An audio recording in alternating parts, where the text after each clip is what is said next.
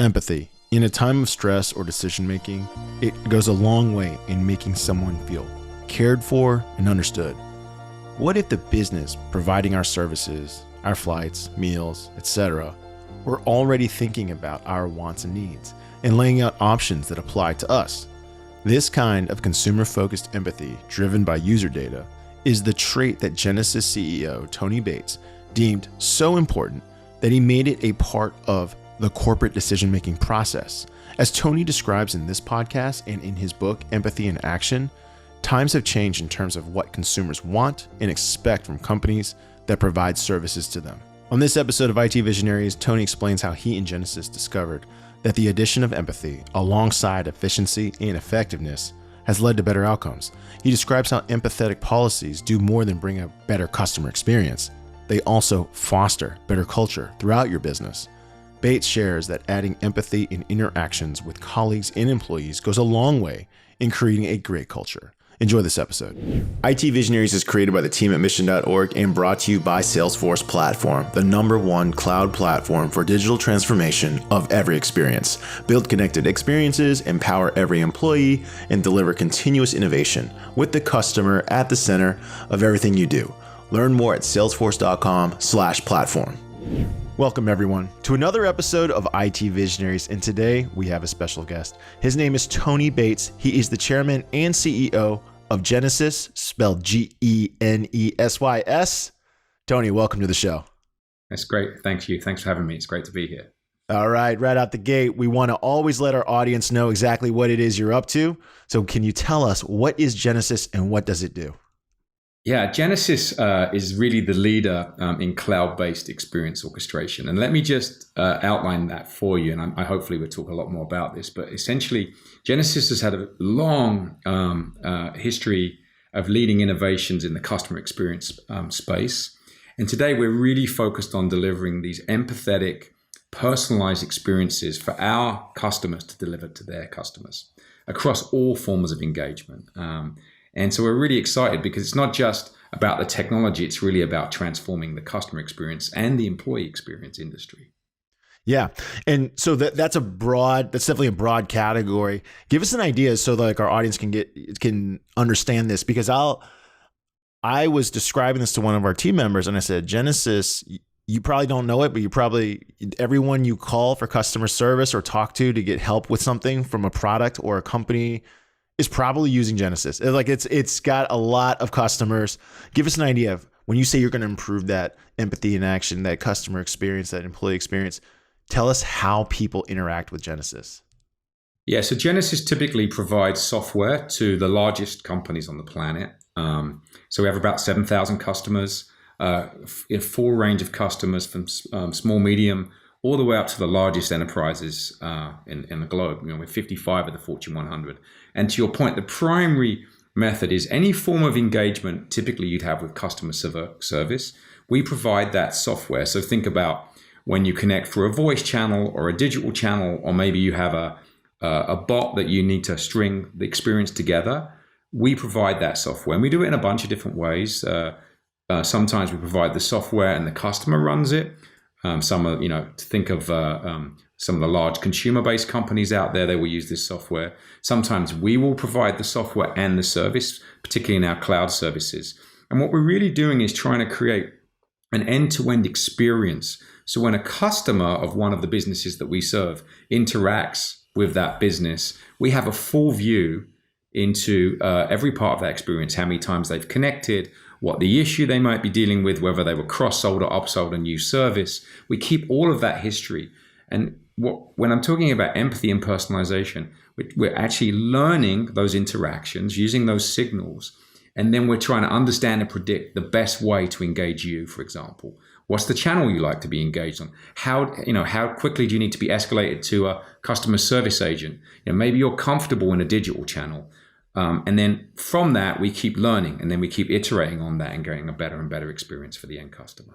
Yeah. And to give our audience an idea of how many customers Genesys serves or what types of customers Genesys serves, we're talking about big banks.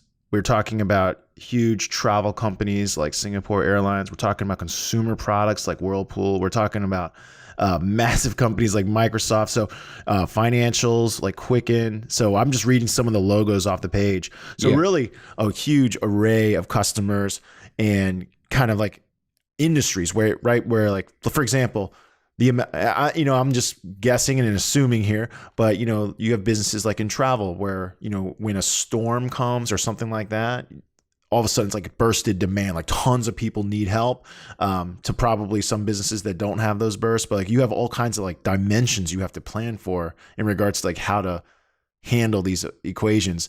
Give us an idea. We understand that customers today are becoming more, some people like chat, some people like phone, some people like social. They're all communicating all these different ways. Every industry seems to have like different problems. Give us how your like overarching concepts that you're trying to evolve and develop with the software with your teams, because it's like you have to be able to handle all these things. Another thing is you have to be, of course, smooth enough so that every customer gets a great experience. Talk about how some like the philosophies, some of the things are going into developing these experiences going forward. Yeah, so maybe just to, like, as you mentioned, just to frame it for the audience, we're really strong in all sectors, frankly. But just to kind of outline, financial services, insurance, retail, e-commerce, travel.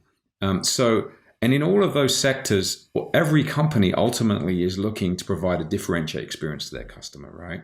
Yeah. And so just to sort of parameterize it to your point, we have every type of customer from the largest consumer companies in the world, right? They serve billions of downstream customers, to customers that need massive bursts, as you mentioned. Like a good example would be a healthcare insurance company enrollment day. We have customers on enrollment day. We got to process and help them process 20 million calls in a single day across, Holy cow. thousands of different toll-free numbers, right? And so we have to create technology that's highly scalable, both in terms of capability, right, and in terms of geography. So it's a global company. We operate in over 100 companies. But the philosophy that we're really driving, and I touched on it a little bit, is we really want to make sure every time you interact as a customer towards the customers that we serve, you feel better about that interaction after you had it, right? And when I joined Genesys, one of the things that was, clear to me was that we as an industry have provided great technology, but we need to continue to improve that customer experience.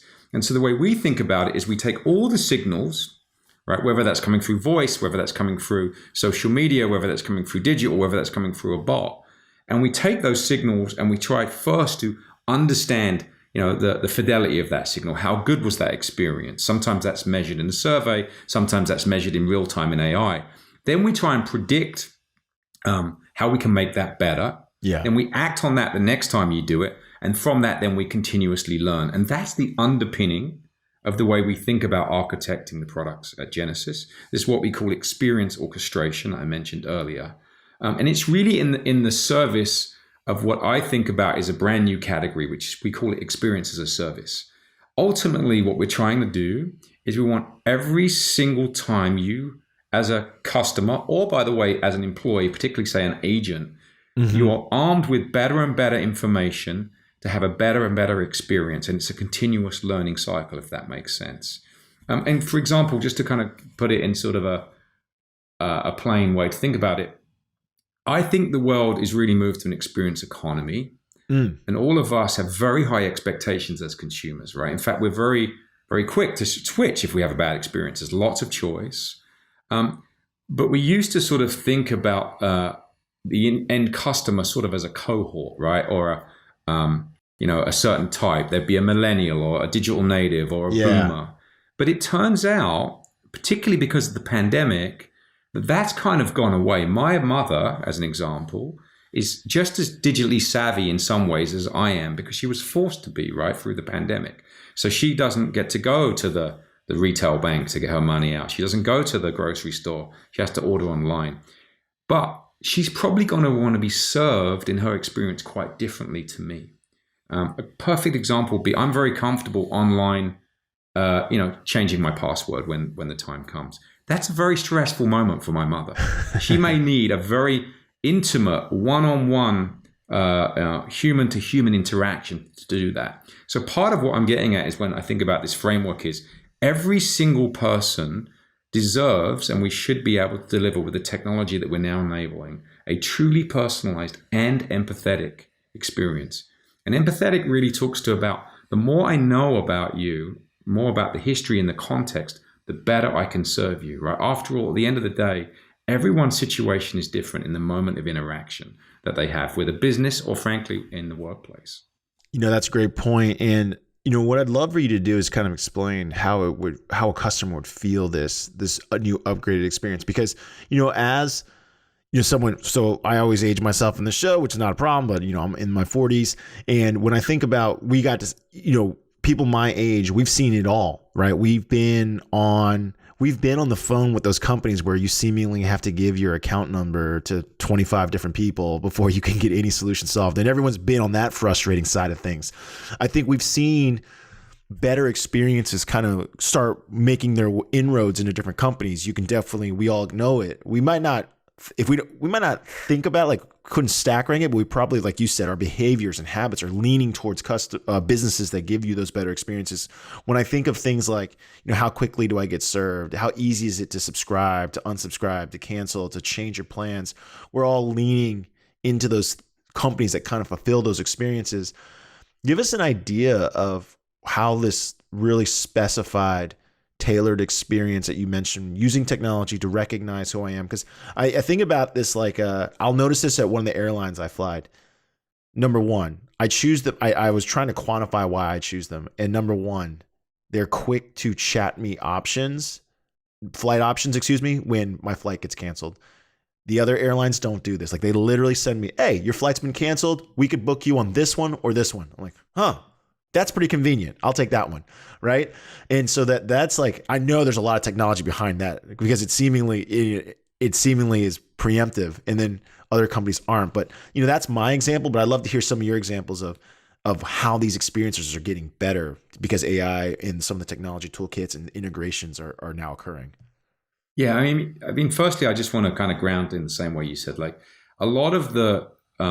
And I'll explain why I think where we are as sort of a broad industry in a minute. But a lot of the experiences feel like, when you go to the doctor, right? And you go to the doctor and you check in and then they give you this paper form to fill out and you fill it all out. And then you go back and then the nurse asks you all the questions that are on that paper form, even though you took all the time to fill it out. And then the doctor comes in and asks them again. And then you hope they type it all in and then you go back next time. And it's funny enough, you have to fill out that same form again. And I know some of that is for HIPAA and regulatory point of view, but in general, it feels like there's no history and there's no context of your experience. And so just the first real thing that was sort of an epiphany, and it's much easier, candidly, as you get people to the cloud, is we actually have all that data. Now, sometimes you have to gather it from a lot of systems, and that's a big part of what Genesys does. But the first thing is get grounded in your situation. And that's really the listening and understanding part of what we do as enabled technology. The next piece is what you just talked about, is the technologies are now evolving to be much more predictive, much more proactive in that engagement. You gave a great example of the airline. This can be in a mortgage application as a simple example. We have this technology called predictive engagement. You're filling out the form. Lots of our customers use this technology, and you get stuck. And the first thing you do is you just kind of give up because you have to upload a form or you didn't have the right format. The real power is, how do I re-engage you, just like you said, proactively?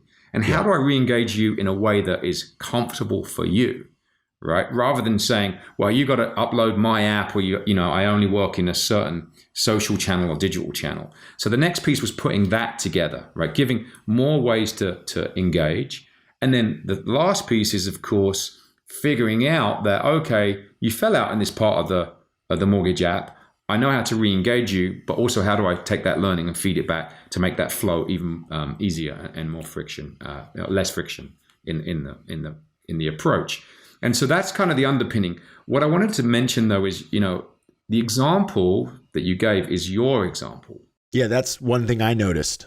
Exactly. But the point I'm trying to make is that in the sort of next battleground isn't just a kind of great experience that's one size fits all. It's really an individual experience. And so in your case, that worked really well. Proactive, you felt taken care of, you take that flight option. In another person's situation, that might be not the right thing to do, right? Because they just need that extra level of hand holding, or you can see that they're struggling to actually even use the app or whatever it is. And so I want to put it to you that the real, where we're headed and where Genesys is really headed is this idea of not only creating a great experience that's broad, but really individual, one-on-one, personalized. And that's really experience as a service and what we're trying to do with the company. We've tended to sort of think about the engagement technology as the experience, but really the experience is the fluidity of all of those engagement technologies and then doing them in the right way at the right time for the right situation. Yeah. So how do you how do you encourage your engineering teams to approach that problem? Because when you say that, it almost feels like kind of like how the social networks have kind of figured it out, right? When you log on to YouTube, you're going to see a different catalog of videos tailored to what you're already shown interested in. When I log on to YouTube, I'll see something else. It works the same way for every single social network, right? They're figuring out their signals. They want to give you a tailored experience. That's how they keep you on platform. They keep you happy. Now, in something, it's the same concept in my opinion, right? So it's like how we interact with finance, banking, travel, some of the industries you mentioned.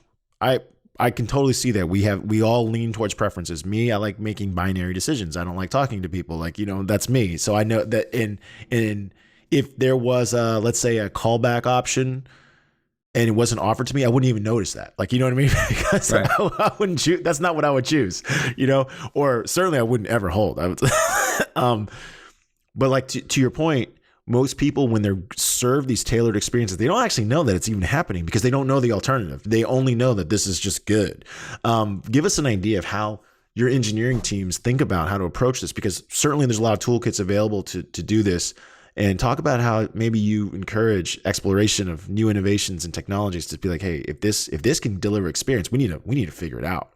Give us an idea of how Genesys approaches this. So first, as a technology company, you have to start with an architectural framework. And we've touched on it a little bit, but we really drive at an architectural level this empathy in action framework, right? So that's really about listening, understanding, predicting, acting on that, and then learning from that. Now, what that means is we're providing those tools, right? We're not necessarily saying, hey, United Airlines or Delta Airlines, you should use this sequence in this way. But we're making very flexible frameworks where they can decide how they want to do that based on the tests that they get for their customers. So we're delivering the architecture. Now, the way the systems are built, there's sort of three aspects of it. Number one is making that be your base system and having that available as a set of either APIs or services that we offer in the cloud, just at a technology level. Secondarily is we need to make sure that we have all access to data, not just the data that comes through our channels.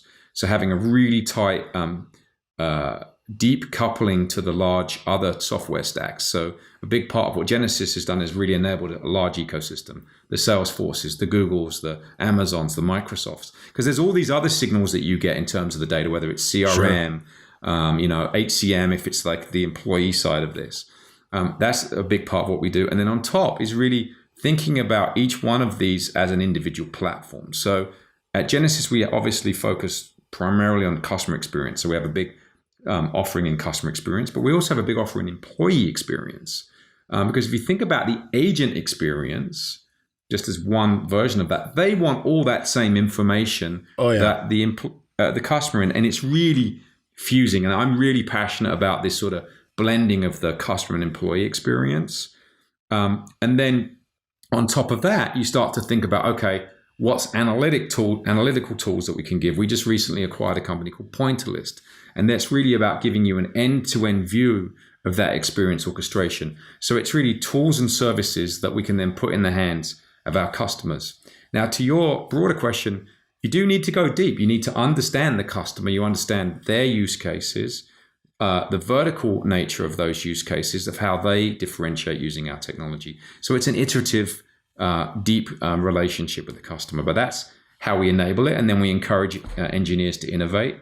But again, we're innovating at a level to enable. Ultimately, if you're an airline, you have to figure out how you differentiate that. We just give you the tools, the framing, Sure. the architecture, and the philosophy. So Tony, you just mentioned something that is really unique to you. We did a little homework, of course, and you also have the book, Empathy in Action. I want you to dive into that concept a little more, because you in the book talk about how this is not just something that can happen in the customer service industry. It can happen across industries. It can cross companies, organizations, amongst internal groups. Give us an idea of what this philosophy means to you and how it is applicable in other areas. Yes. Let me just frame the book. It's about empathy in action, but it's about even a bigger notion. So when I joined Genesys, and we've talked a little bit about this already, Albert, right? There's some good evolution of technology. But the first thing that really struck me is that the whole industry of customer experience basically was very much sort of business-centric metrics, right? So it was about efficiency and effectiveness. How do I get Albert in and out of a queue, right? I don't even talk about Albert. I talk about the average handle time and the wait time. And so the first thing that really struck me, and was very fortunate to my co-author, Dr. Natalie Puderoff, who's an incredible researcher and luminary in the space, we started talking about why is it that we don't have more people-centric metrics? If it's like all of this is about making the experience better. And ultimately, if Albert doesn't feel like he has a better experience, he doesn't really have a better experience, right? Like just because my supervisor as an agent gets a high score because I got you in and out of queue doesn't necessarily mean that your customer satisfaction was high. So we started thinking about what's the force multiplier, right? What's the true force multiplier? And to me, it's, if you think about 3 E's, there's efficiency and effectiveness, and they're really important, but they're really business-based outcomes, right? They're not really people-based outcomes. And in fact, in the industry and, that I've been involved in terms of contact center, we didn't even treat you as a person. We treat you as a number. As a phone number shows up or whatever. And so the first thing was really the third E, which is empathy. And it's really a massive force multiplier, I think, to the way that people should think about business. Then you say, okay, so empathy, that sounds great, but how do I really think about empathy? It's not sympathy, right? It's about how do I understand where you're coming from? How do I learn from that? How do I act differently? And how do we keep going around that loop that we talked about earlier? So we laid out that framework, and then it became super clear that the same exact principles apply inside a company, inside an industry, right? And that's how we think about it at Genesys, which is we have a culture which we call embrace empathy. And it's really about basically humanizing business, being people-centric in your business and less business-centric, right? Of course, at Genesys, we care about revenue and profit and net retention and ARR and all the things to run a company. But we spend as much time on really measuring the experience of the employee.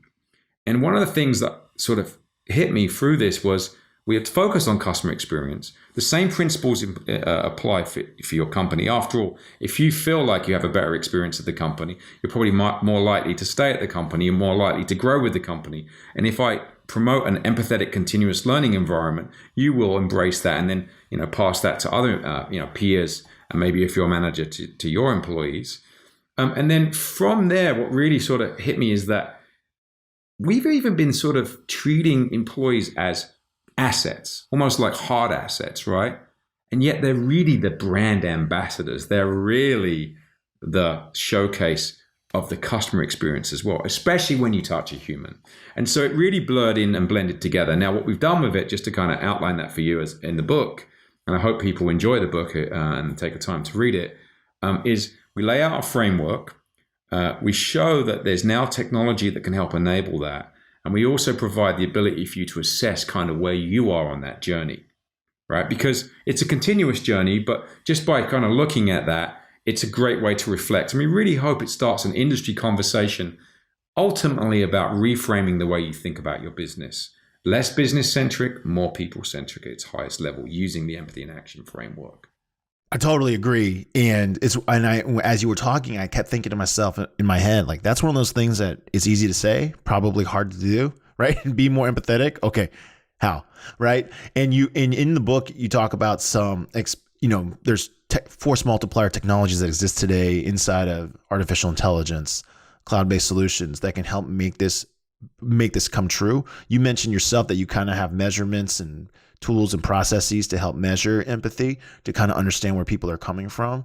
Give us an idea of some of this, the tangible things that can be done to do this so that we can do it. Because when you talk about being more empathetic, I think of I don't know why, but my mind just jumped to casinos and how they treat really high rollers, because they've figured it out. The problem is that's at a small scale. There's only a handful of those people, and they of course have teams of people to cater to those customers.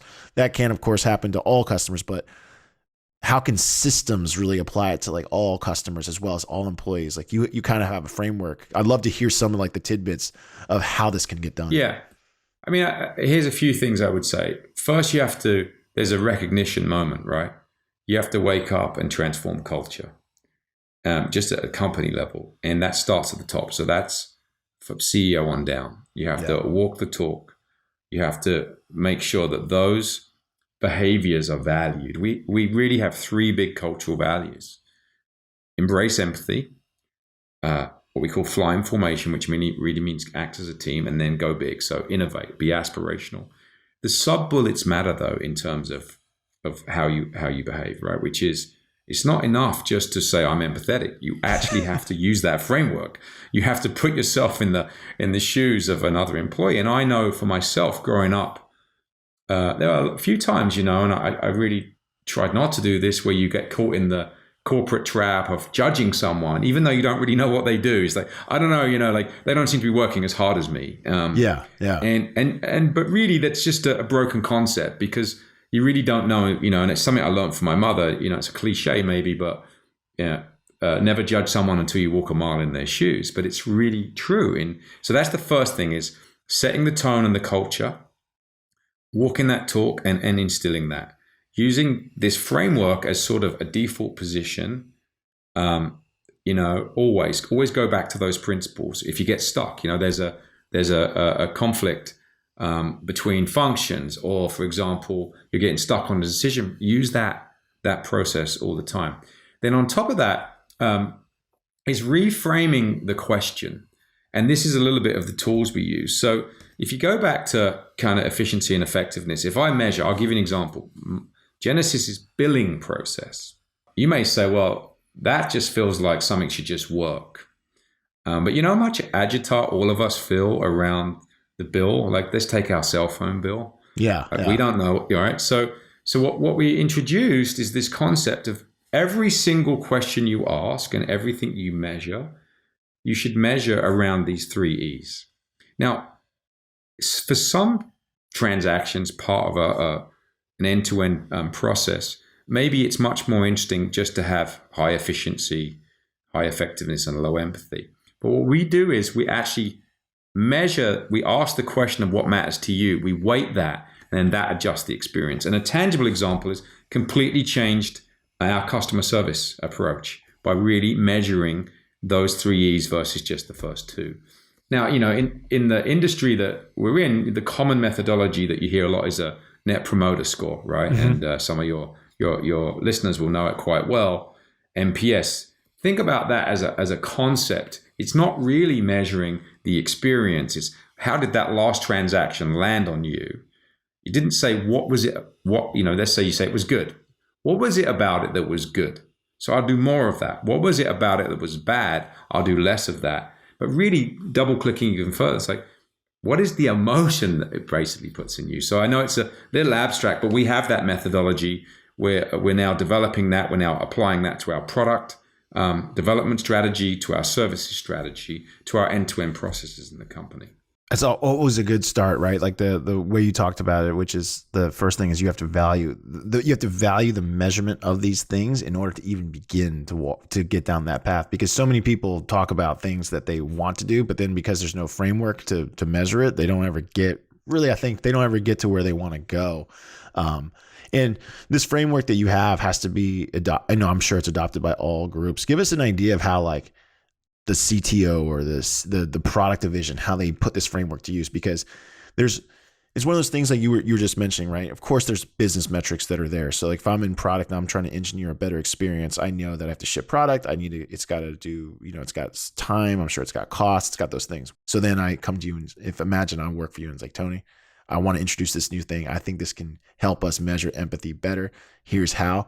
Give us an idea of how you encourage these innovations well, just to be candid, it's already there. So there you go. When I look at a business unit, our Genesys cloud unit, they have roadmaps, they have metrics, and and so on. They also have what we call an experience index. Oh, okay. And so we already use it. We already have this framework, and I think it's making our products better. So, but I think that the way it shows up isn't like, oh, now I have a metric I adjust. You have to understand that empathy in itself, at its root, is a continuous learning process. It's not sort of a one-time snapshot. So the real key to this is to continue to make that, a continuous journey. When I transformed, I came to the company and I sort of laid out this vision. I remember there was a lot of resistance. Empathy, that's fluffy and so on. So then we codified it, right? We codified it into practice that you can measure, to your point. And sometimes we say, wow, that's a big shift from the traditional way it's done. And what my point is, it is. There's no end. It's a journey. Get used to it and keep adapting. And I think that's at the heart of innovation. And all the greatest innovative companies, technology continue to do that, as you mentioned at the beginning. And you see some of that. I think the other thing that we talk about in the book that's important is it's a combination of technology and this way of thinking, right? Yeah. It's not that AI does all this for you. It is important, though, that you take advantage of those technologies, but less in the old way where it was about automation, but as I've talked about quite a bit, at the service of orchestrating, right? It's the framework of those pieces. A lot of people look at AI and say, well, it's going to take away jobs. It's about automation. I would further that actually it's really, when you start thinking about orchestration, you make everyone better. You make the experience better. You can employ, in the employee experience side, you can use this as a continuing learning framework. I think that, if we were sitting here 5 years from now, I'd say there's two things that I hope happen out of this. One is, we talk a lot about design school today. You see it's kind of coming in, colleges now do a lot around design thinking. Why don't we have e-schools, empathy schools? Because empathy is actually at the root of a lot of design thinking, but I think we need to put more weight on it. The other thing I would say is, I think we need to move, this is business at large, away from just having financial metrics and start talking about experience metrics and empathy metrics. It's amazing you have all these earnings reports, but no one ever talks about the customer experience. And yet you said it earlier yourself. We see the companies that are offering really good personalized experiences, they are really the top companies on the planet. That's right. That's where customers will start swaying to. Yeah. And so it's sort of natural. It's just that we've never codified it in the same way that we've done like GAAP EPS and earnings and these types of things. So I'm very excited about it. And when we talk to customers, they get it, right? Now they have to go through their own cultural change that we just talked about. So it won't happen overnight, but I think we're moving in a good trajectory. When you were talking about earnings reports and how that should empathy or experiences, customer and employee experiences be part of the metrics, I just couldn't help think about all these great companies that have figured it out. And that I always use the example of Chick-fil-A. I don't know if you're too familiar with, a lot of people are familiar with Chick-fil-A, but they have a limited menu. They serve chicken sandwiches. Everyone kind of gets that. But everyone that I talk to also knows that it is the fastest drive-through experience, so that no matter how big the line is, people are willing to wait it. And it's such a thing where you just kind of hit on it, right? That's an experience. You just know you're going to get your sandwich faster. So people rely on it. They trust it. They believe that Chick-fil-A will take care of them. I don't know how to quantifiably put that into like a number, but I do know that Chick-fil-A as a restaurant does, almost double the revenue of a standard fast food restaurant, which is kind of proof of the pudding, right? Yeah. So going back to the framework of what I talked about, like maybe in this case, what you just described is the experience you want is more of an efficiency and effectiveness, right? You want to be in and out of the line. But the point I'm trying to make is that this is all measurable. Now, it could be that, you do this efficiency and effectiveness piece, But if you get to that front of the line and someone isn't there saying, how's your day? What is it that, engaging with you? Turns out actually you described it as the first 2 weeks, but the 30 is what really mattered in your experience. And my point is that needs to be measured continuously and across all parts of the customer experience, but also the employee experience. Yeah, I agree wholeheartedly. And we already said, like, people, they might not even, kind of like what you said, they might not like quantify, like know it, but they just lean that way. People are starting to lean towards businesses that just provide those better experiences, better empathy. They actually do. We just never ask the question and structure it in a way for people. You see what I mean? Like, you get a survey. It's like, on a scale of 1 to 5, did you have a good time? It's like, yes or no, right? Yeah. Fill in the comments section. It's not structured in an architectural way. So hopefully, people embrace this. Hope they get excited about it. And, we start an industry conversation here. No, this has been great. I like how you've quantified how, well, I'll just speak on my behalf, right? It's like you sometimes, if I won't ask myself those, you know what I mean? Like, I don't ask myself these empathy evaluation experiences. I don't ask myself that. I just feel it, right? And I feel it, and I'll go towards. I might not be able to quantify it for myself, but me as a consumer, I certainly lean that way, and I'm sure many other people do. And I agree with you. If you would ask me the right question, I could give you the right answer. But unless you ask me, I won't. It doesn't occur. Yeah. Tony, it was awesome having you on IT Visionaries.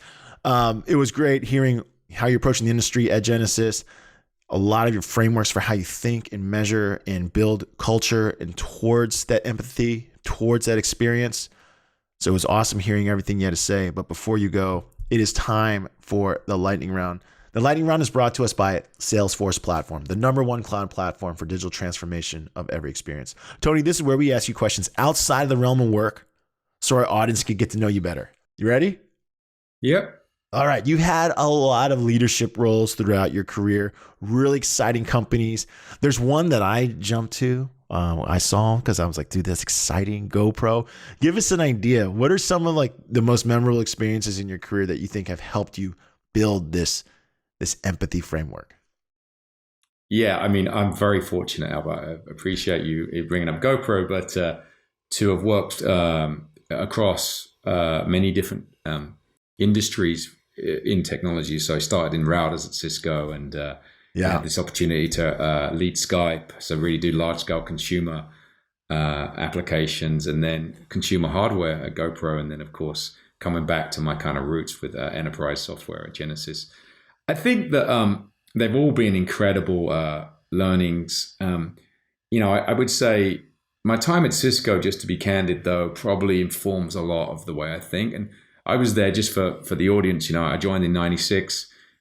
We were the largest company in the world. People don't maybe know that. Some of your younger audience, largest market cap, and then the internet boom bust happened. And it just really taught me actually about sort of taking care and understanding how important it is, even with these ups and downs, how your people matter, right? And how to treat them with respect. And so that was a big part of grounding me in this idea of empathy.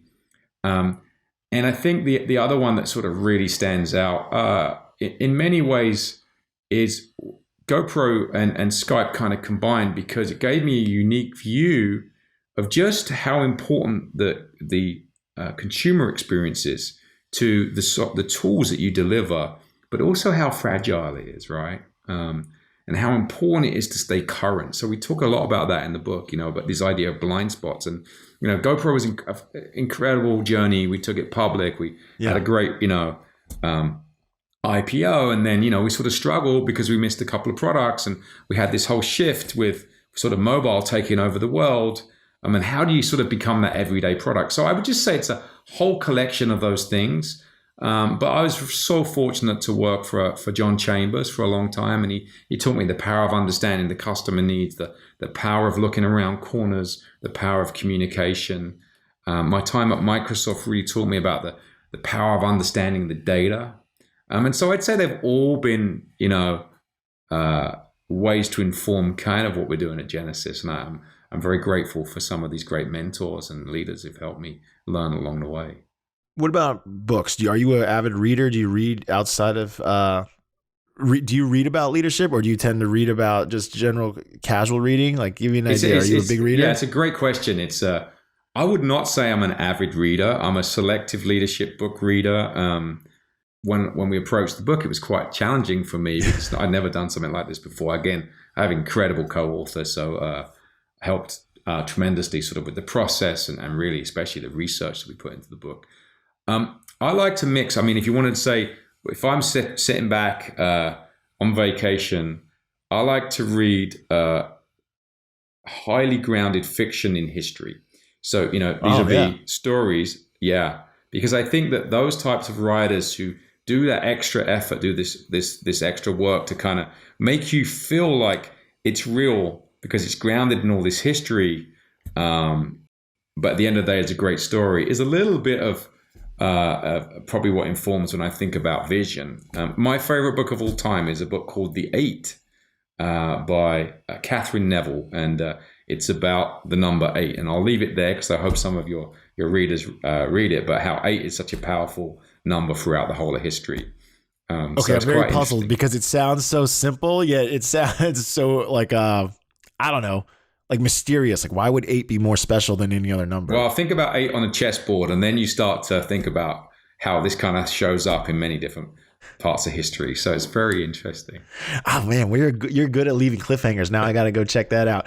And that brings up a great question. When you mentioned your, approaching writing the book was an interesting experience. I guess that's where I'll start. Was it your idea or was it Natalie's idea to write this book? No, the quick history of it is I joined the company and I'd really started thinking about how do you approach this differently? And it was really around this idea of so much was about efficiency and effectiveness. And also I was like, the opportunity at Genesys was so much bigger than contact center, right? That had been our history and legacy. And I started thinking about this idea of experience as a service. And I started ideating first with a couple of folks in marketing about, category creation. And then I was like, wow, there's so much more here. And I was very fortunate to be introduced to Natalie early in the process. And we started ideating around this empathy in action equation that for those who read the book will see it in there, which is really this idea of the force multiplier of empathy. And so what happened with the book was it became a kind of a skeleton or a framework as much around ideating the concept as it was about the output of the book, right? But what the book does for those who are interested in writing a book is, at some point you've got to put it in a framework with chapters. There's a beginning, there's an end, and so on. And I think it really became a very iterative process. And in some ways, it's probably like artists, that you could keep writing this forever, but at some point you've got to put pens down, you've got to expose it to the world. And so that's kind of where we're at today. But the book was sort of secondary to the bigger important point, which is really about empathy in action and really thinking about experience orchestration. That is always fascinating to me. Like, I always wonder how people go down the path. I mean, I didn't know, it's always fascinating hearing the origin story of how something comes to life. Tony, it was awesome having you on the show today. I think your experience and what you shared has been a really unique perspective. I think, of course, IT Visionaries does lean towards tech engineers, CTOs, CIOs, but like the way you talked about how you have to approach the product or the problem set is a little bit different, I think, from some of the other people that have been on the show. So I think it's a great perspective, especially in the category that you're in. And I'm with you. I can't wait to see these evolutions and tools evolve. Like you said, I may not know what all the personalized experiences are, but as long as my experience keeps getting better, I'm never going to complain. Exactly. And I would maybe leave you with this, Albert, is I think that, the pandemic really shone a light on this. Oh, yeah. Because, all of us, including myself, are all struggling. And it really changed the way that I think businesses need to think about their customers. Right, they really need to take care of them at a much broader level. And so I guess my bigger goal, just like you said, you may not know it, but as long as you feel better, you'll continue to go back. I think there's a higher level goal going on here, is that I just think we all need a little bit more empathy in the world and in society. Right. And if you can enable that in your company for your employees, and you can enable that in your business to your customers, I think hopefully we'll all just be a little bit happier going forward, right? So I think there's a bigger game afoot. I hope there is, and I hope people embrace some of these the principles and philosophy that I outlined for you today. 100% agree with you there. I mean, you've hit it exactly on the head. Like when I see people, you'll see on the news, people get really frustrated at work, getting yelled at a little too much. There just has to be a better way. There has to be something There has to be something that helps everyone out, because, it's this, like you said, this situation has pushed this idea that we really do depend on each other for a lot of things. And so we got to make it easier to help each other out. And I think that is a very, very good observation and quite evident. Tony, thanks again for joining us today on IT Visionaries. It was awesome having you. Thanks for sharing your leadership philosophy, your personal stories, and it was awesome having you on as a guest. It was great being here. It's so nice to spend time with you, Albert. Thanks.